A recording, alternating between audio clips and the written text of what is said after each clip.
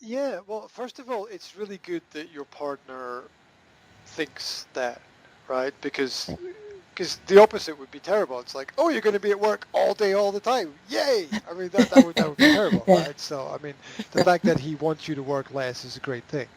yeah, Um, so that's good. And it's good to have someone to tell you to stop working, mhm, right? It's good to have someone to pull you away from the computer, yeah, or that's good. That's good because that you need some. We all need someone yeah, like that right. around about us if we're working a lot.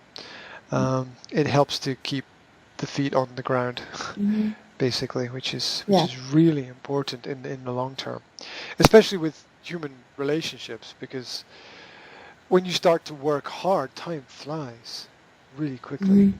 Um, so, in terms of communicating with people in work, um, it's usually always difficult when you're somebody who has to fit into a new situation. Um, there's usually different balances within the office as well, because it's full of different personalities. Everyone is different. Everyone has different likes. Everyone has different habits, and you have to learn to uh, manage both your own personal habits and to live with other people's habits, which can be difficult. And in most offices, there's at some point in time frictions between people, just because if you put anybody in an enclosed space, things are going to get on people's nerves. Um, I think that I, I think the most important thing is just to be yourself, because that will determine whether or not you fit in. Um, so it's it depends on each environment.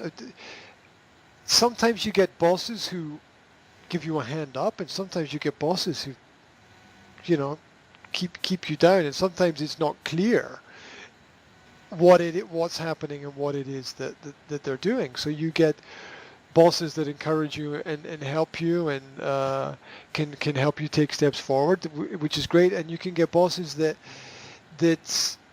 see see the employees as threats.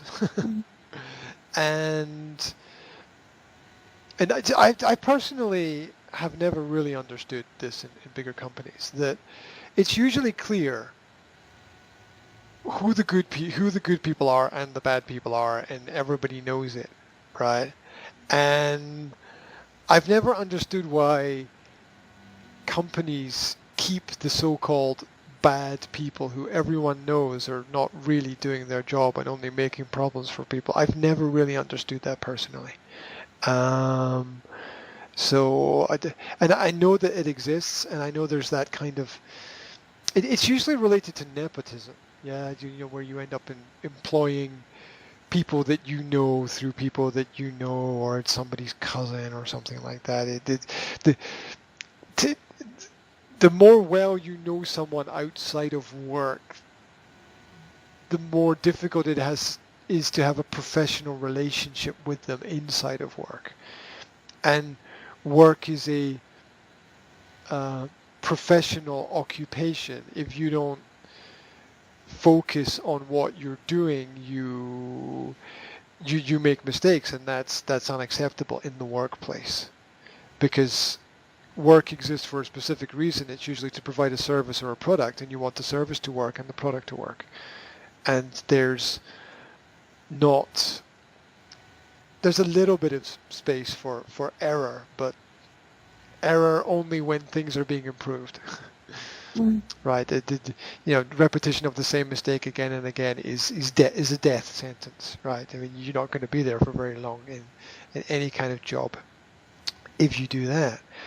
So um, it's usually relatively easy to see who the good people are and who the bad people are in those kinds of situations. And negative personalities attract negative personalities, and positive personalities attract positive personalities.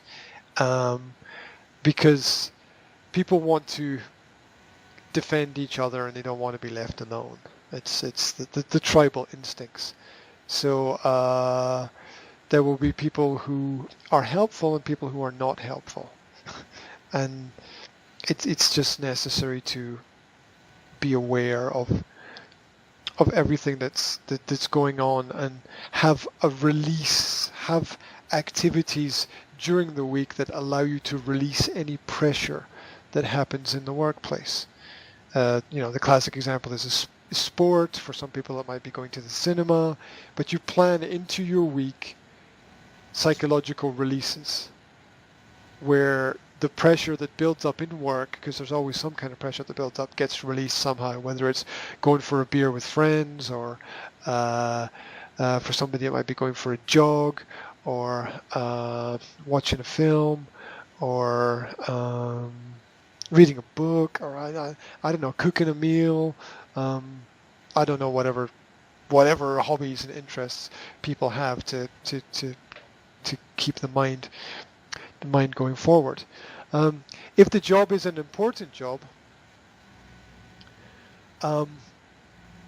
find out what the people above you need and give it to them.